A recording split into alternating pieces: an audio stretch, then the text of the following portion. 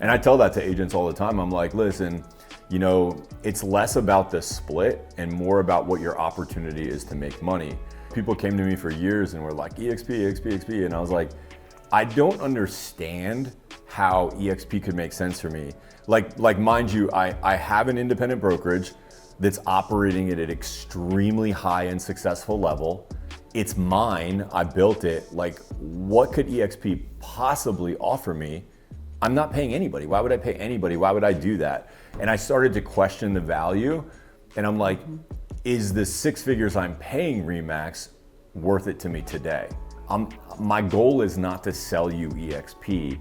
My goal is to understand, where are you right now in your career arc? What are you trying to accomplish?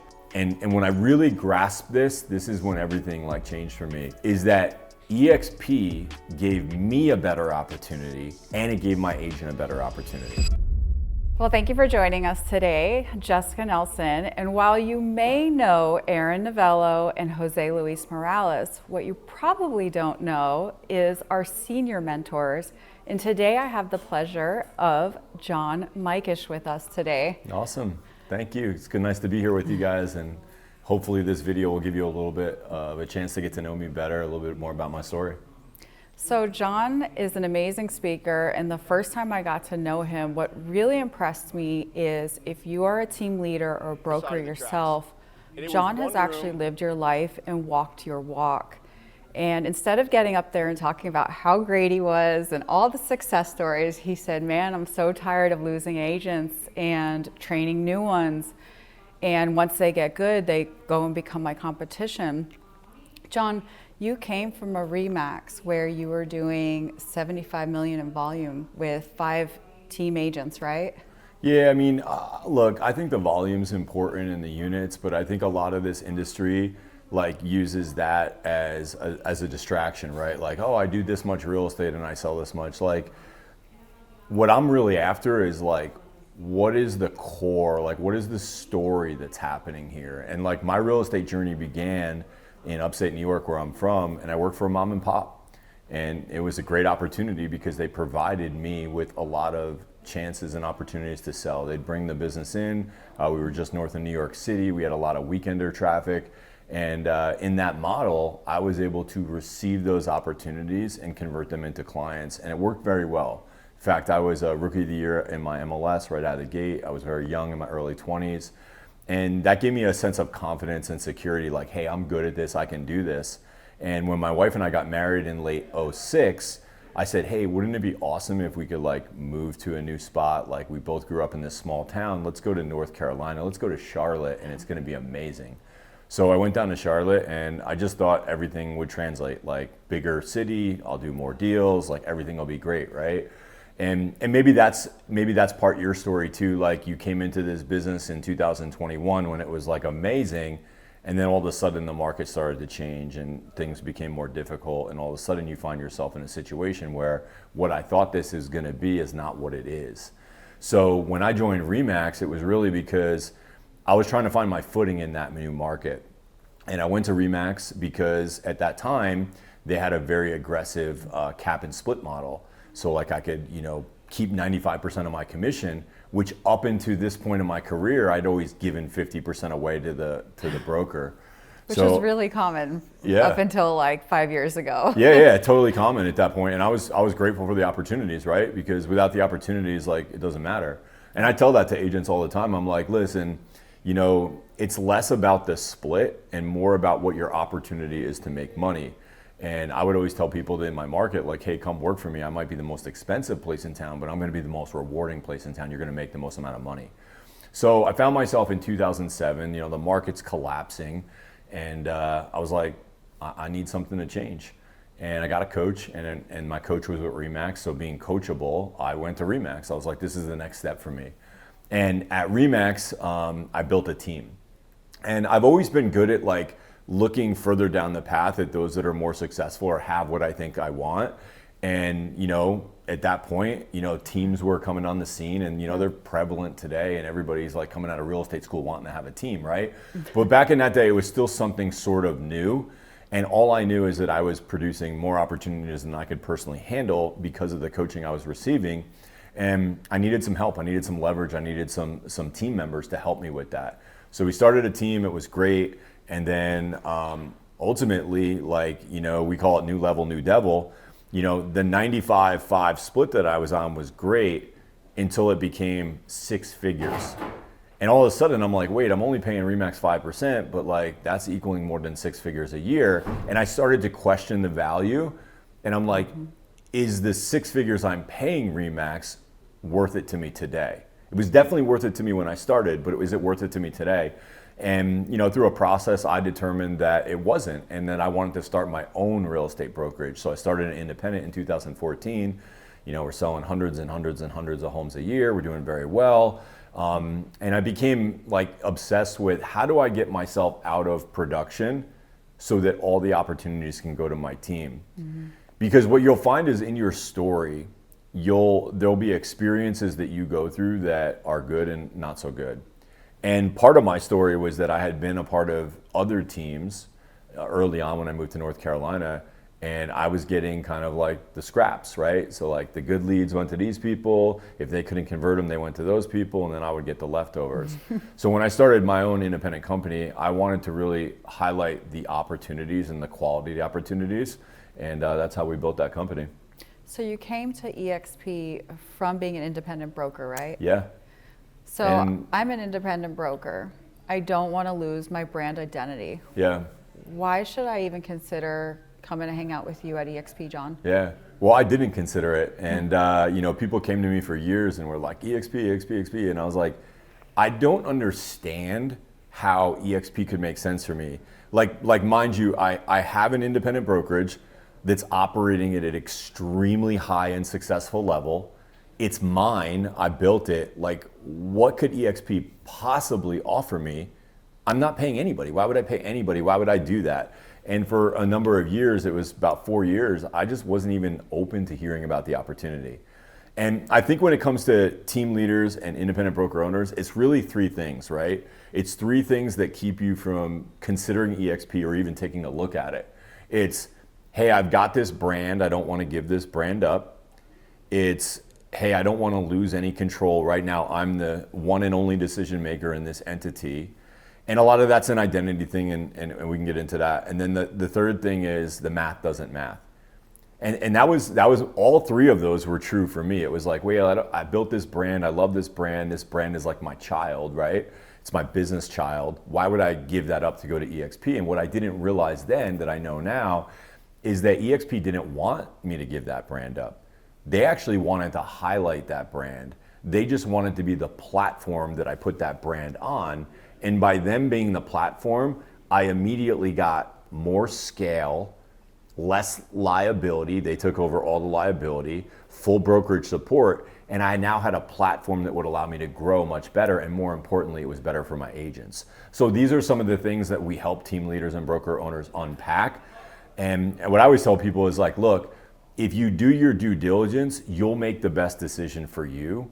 But a lot of times we don't even do the due diligence because we think we know. And that was my case, and I didn't know anything. And when it comes to like giving up control, EXP lets me do anything that's legal within the state.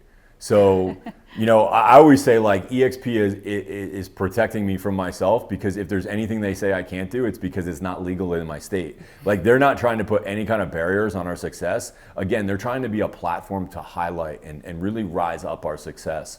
So that was cool. And then the math doesn't math is really just people getting a proper understanding, because they'll hear about like, well, at EXP, isn't there like a cap and a split and like some fees?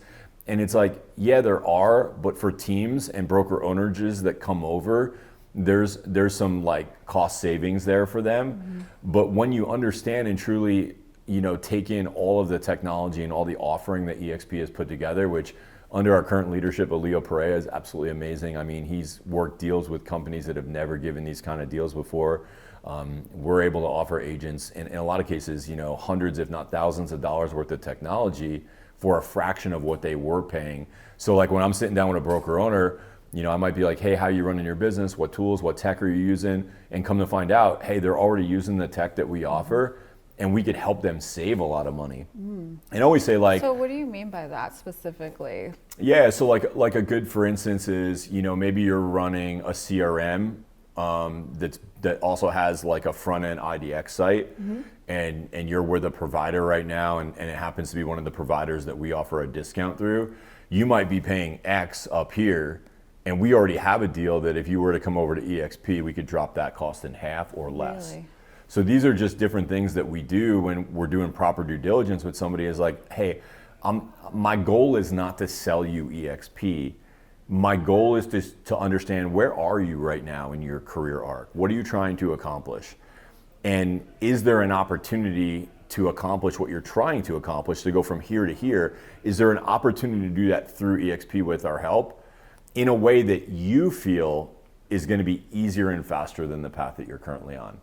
And like, when I took a look at it and I understood, okay, you know, one of my biggest pain points as a broker owner was that I would bring agents in, oftentimes with no experience, and I would bring those agents in, I would train them up, I would give them opportunities, I would help them sell, and lo and behold, they would become successful.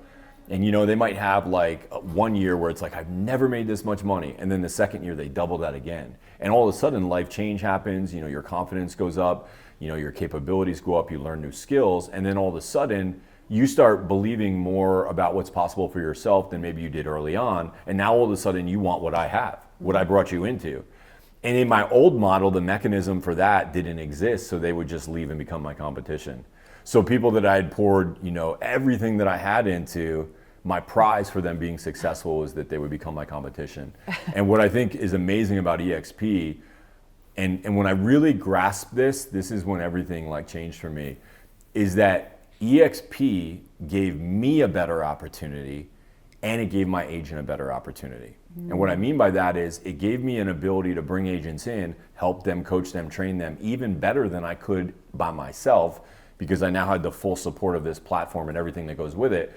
But they also removed that glass ceiling that my agent had at my brokerage, where now if my agent outgrew my brokerage and wanted to do more, I could help them do more and still be part of that career journey, even if it meant them leaving and starting their own thing within the EXP platform.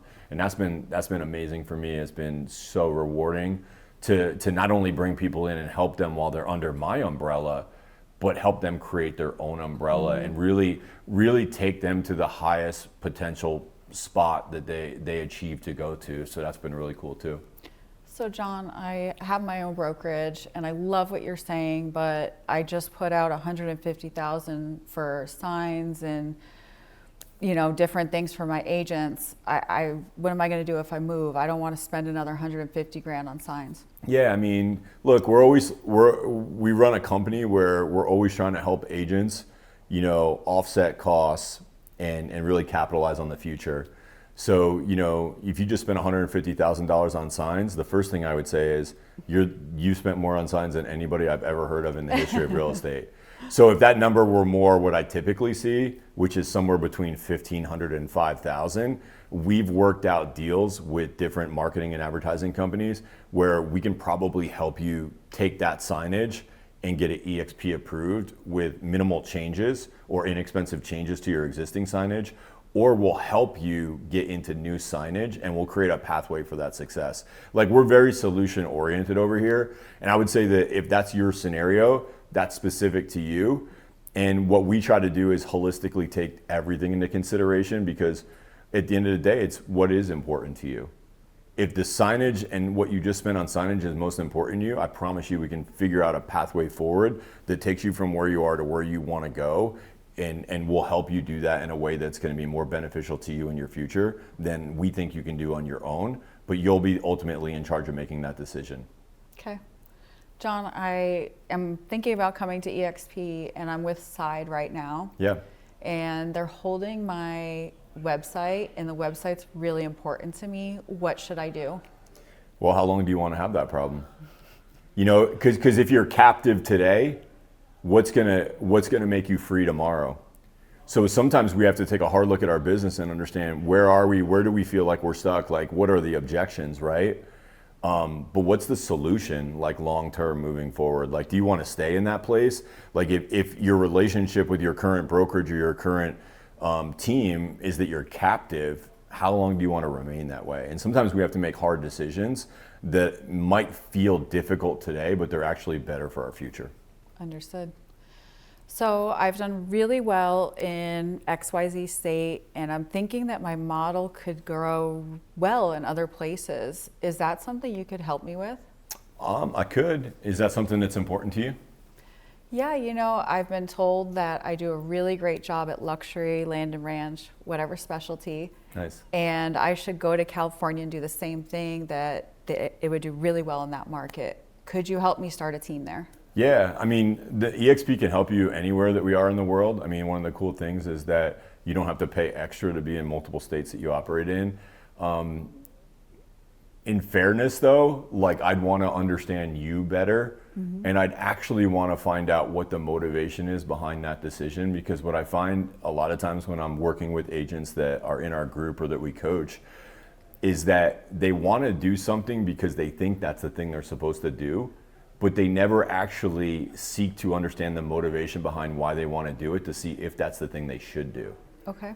So like I spend a lot of my time with agents understanding where are you, where do you want to go, and why do you want to go there? Because if we don't understand the why, it's like we don't understand why we're climbing that ladder, and it might be leaned up against the wrong building.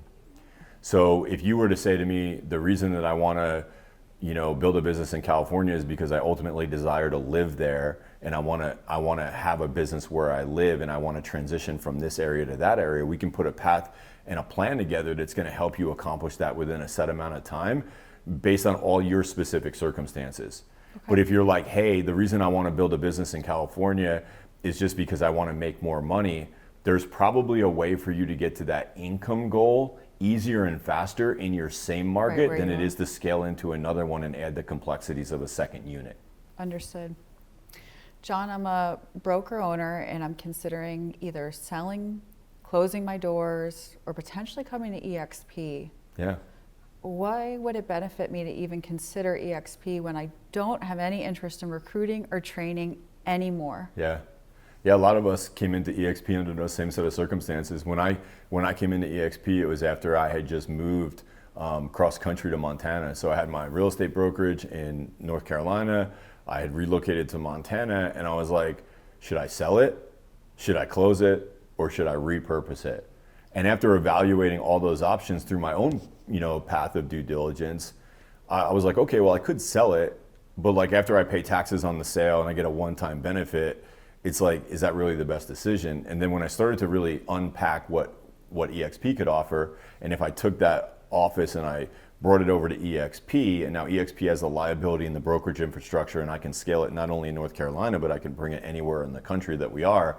I saw an opportunity through their stock and rev share where I could actually grow it easier and faster on this model than I could maintain it on the model that I had. And that showed me an opportunity that was more financially rewarding than I could even to sell it at the highest multiple.